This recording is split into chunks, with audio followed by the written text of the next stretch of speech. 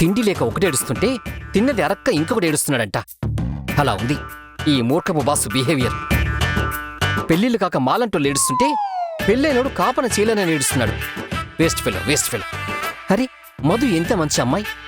అలాంటి అమ్మాయితో పెళ్లి జరగాలంటే అదృష్టం ఉండాలి.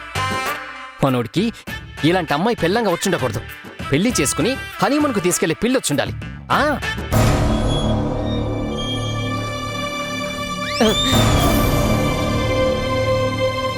ఓరి దేవుడా, ఒక్క నిమిషం కూడా ప్రశాంతంగా ఉండనివ్వవు నువ్వు. అవతల అంటుకుంటున్న కంపెనీ ఆర్పలేక నానా తంటలు పడుతుంటే ఇప్పుడు వీళ్ళని పంపించావేంటి స్వామి? నీ ఎంటర్టైన్మెంట్కి లిమిట్స్ లేకుండా పోతున్నాయి. అమ్మో వచ్చేస్తున్నారు.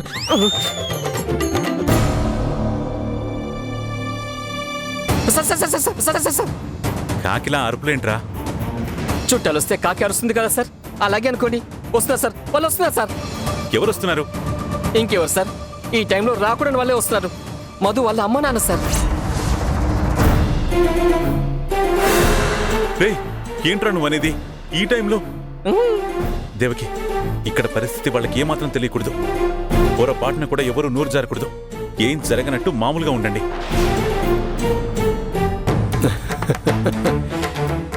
వియంకుల వారు నమస్కారం. బాగా సరదాగా ఉన్నట్టున్నారు. నమస్తే వదినా. నమస్తే అమ్మా నమస్కారం. కోటి బాగున్నావా? బాగున్నానన్నయ్య. అనుకోకుండా వచ్చారు. కూతురు గుర్తొచ్చిందేమో. మర్చిపోతానే కదమ్మా గుర్తుకు రావడానికి. రేయ్, నిల్చునే ఉన్నారేంట్రా? కూర్చోండి, కూర్చోమ్మా. కూర్చోరమణి.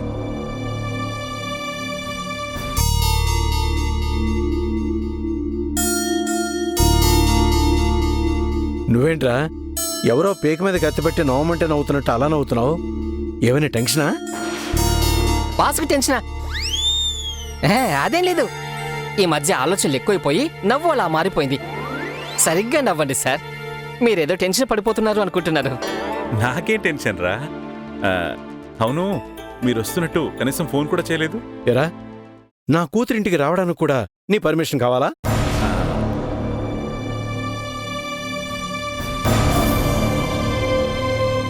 సారీ అమ్మా, ఏమనుకోకు. ఇలా మాట్లాడుకోవడం మాకు సరదా. అయ్యో, నాకు సంజాషి ఇస్తారేంటన్నయ్య? మీరిద్దరూ ప్రాణ స్నేహితులు, పైగా వియ్యంకులు. మీ మనసు చాలా గొప్పదొదినా. ఎదుటి వాళ్ళని చాలా చక్కగా అర్థం చేసుకుంటారు. అర్థం చేసుకుంటేనే కదా వదినా ఎలాంటి పొరపచ్చాలు లేకుండా సంతోషంగా ఉండగలం.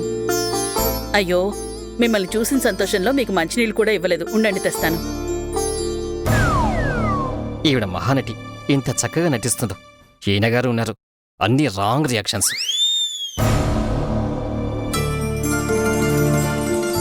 తీసుకోండి అన్నయ్య.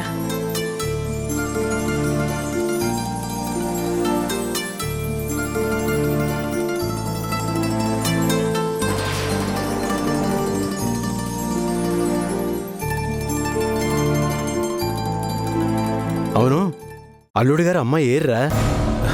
వాడికి తనలో పని పడుకున్నాడు రా. అయ్యో అవునా? అసలు నేను వచ్చిన విషయం ఏంటంటే ఆదివారం అమ్మాయిని అల్లుడిని ఇంటికి తీసుకెళ్దాం అనుకుంటున్నాం. అల్లుడి గారికి చెప్పి వెళ్దామని వచ్చాం.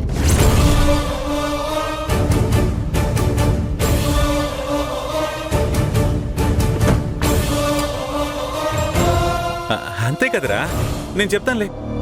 దీనికోసం నువ్వు ఇంత దూరం రావాలా? నువ్వొక్కడివే అన్ని పనులు చేసుకోవాలి. నీకు ఆఫీస్ కూడా లేట్ అవుతున్నట్టుంది. నువ్వు వెళ్ళరా, నేను చెప్తానులే. ఒరే రాజా, అల్లుడి గారికి స్వయంగా చెప్పకుండా ఎలా వెళ్తాంరా? వాడు తలనొప్పని పడుకున్నాడని చెప్పాను కదరా. తలనొప్పి ఏమైనా ఇంటి కోడలేంట్రా? వస్తే పోకుండా ఉండడానికి ఓ అరగంట గంట ఉండిపోతుంది. మీ వియ్యంకుడి గారికి సెన్స్ ఆఫ్ హ్యూమర్ బాగా పెరిగిపోయిందండి.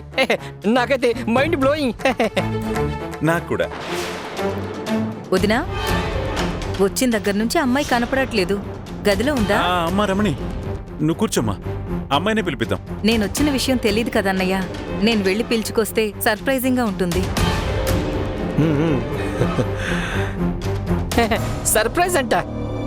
ఏంట్రా రాజా, ఇతను అప్పటి నుంచి తేడాగా మాట్లాడుతున్నాడు. వాడు మనిషే తేడారా, వాడి గురించి వదిలేసి.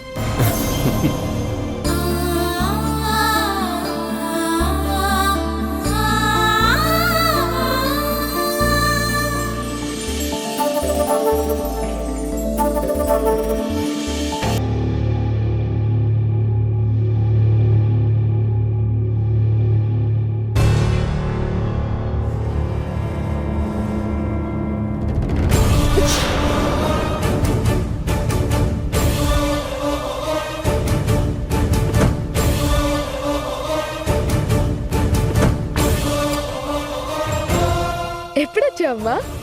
నువ్వేడుస్తున్నవేంటే? ఏమైంది?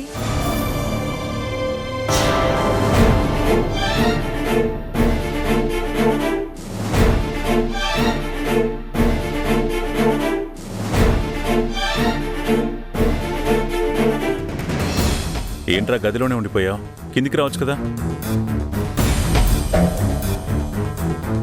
ఏంట్రా వింతగా చూస్తున్నావు? ఏం లేదు, చెప్పు, పర్లేదు. మామూలుగా అయితే వచ్చి రాగానే నన్ను చీల్చి చెండాడాలి కదా. నేనెందుకు చేస్తాను రాలా? ఇందాక కింద చేసిందేంటి? దాని బ్యాలెన్స్ ఏదో తేల్చుకుని పోదామని వచ్చుంటారు. రేయ్, అదేదో స్ట్రెస్లో ఓ పిచ్చి ఆలోచన చేసుంటావు.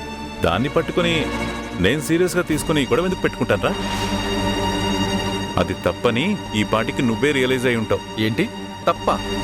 ఇప్పటికీ చెప్తున్నా, విడాకుల నిర్ణయంలో ఎలాంటి రిగ్రెట్ ఫీల్ అవడం లేదు. అది రైట్ డెసిషన్. సరేరా, ఆ విషయాలన్నీ ఇప్పుడు మాట్లాడొద్దు, తర్వాత మాట్లాడుకుందాం. ముందు సరి కిందికి రా, చెప్తా. దేనికి? ఇప్పుడు అందరూ కలిసి పంచాయతీ పెట్టి నన్ను కాంప్రమైజ్ చేయాలని చూస్తున్నారా? ఎట్టి పరిస్థితుల్లోనూ నేను కాంప్రమైజ్ అవ్వను. అదేం లేదురా, మధు వాళ్ళ అమ్మ నాన్న వచ్చారు. ఒకసారి కిందికి రా. ఓ, అప్పుడే వాళ్ళకు కూడా విషయం తెలిసిపోయిందా? మరీ మంచిది. ఇప్పుడు వాళ్ళతో కూర్చొని డిస్కస్ చేయడాలు, గొడవ పడ్డాలు ఇవన్నీ నాకు ఇష్టం లేదు. నేను రాను. విడాకులు అనేది కన్ఫర్మ్. దానికి ఏం చేయాలో చేసుకోమనండి. రేయ్, నేను చెప్పేది వినరా. వాళ్ళకి విషయాలు ఏవి తెలియవు. అయితే చెప్పేసేయండి, లేకపోతే నేనే వచ్చి చెప్పేస్తాను. దాంతో మ్యాటర్ క్లోజ్ అయిపోతుంది. రేయ్, నేనింత ఓపిగ్గా మాట్లాడుతుంటే నువ్వు పిచ్చోళ్ళ మాట్లాడుతున్నావు. మీకు అలాగే ఉంటుంది. నాకు కదా నా బాధ ఏంటో తెలిసేది. రేయ్, అవన్నీ వద్దురా. ఈ విషయాలన్నీ మనం నిదానంగా మాట్లాడుకుందాం. వాళ్ళిప్పుడు వచ్చే ఆదివారం నిన్ను మధుని వాళ్ళ ఇంటికి ఆహ్వానించడానికి వచ్చారు. ఆల్రెడీ ఆఫీస్లో నీకు చెప్పారంట కదా, వస్తానన్నామంట కదా. ఆఫీస్కి వచ్చి అక్కడ నానా డ్రామాలు చేస్తే అప్పుడు అలా చెప్పి పంపించాను. వాళ్ళ కూతురుతో కలిసి కాపురమే చేయడం లేదు. విడాకులు తీసుకోబోతున్నాను. ఇంకా అత్తారిల్లేంటి అత్తారిల్లు. రేయ్, నీకు పుణ్యం ఉంటుందిరా. అదే విషయాన్ని పట్టుకుని వేలాడ మాకు. వచ్చి వాళ్ళతో 4 మాటలు మాట్లాడి పంపించు. ఆ తర్వాత మనం తీరిగ్గా మాట్లాడుకుందాం. వాళ్లతో మాట్లాడాల్సిన అవసరం నాకు లేదు. ఆ తర్వాత కూడా మనం మాట్లాడుకోవడానికి ఏముంది? నా డెసిషన్ నేను క్లియర్గా చెప్పేశాను కదా. రేయ్, నువ్వు విడాకులంటే ఒప్పేసుకుంటాననుకుంటున్నావా? అవన్నీ జరగవు. ముందొచ్చి వాళ్ళతో మాట్లాడు. నేనొచ్చి మాట్లాడానంటే ఈ విడాకుల విషయమే మాట్లాడతా. చెప్పండి, నేను వచ్చి వాళ్ళతో చెప్పమంటారా?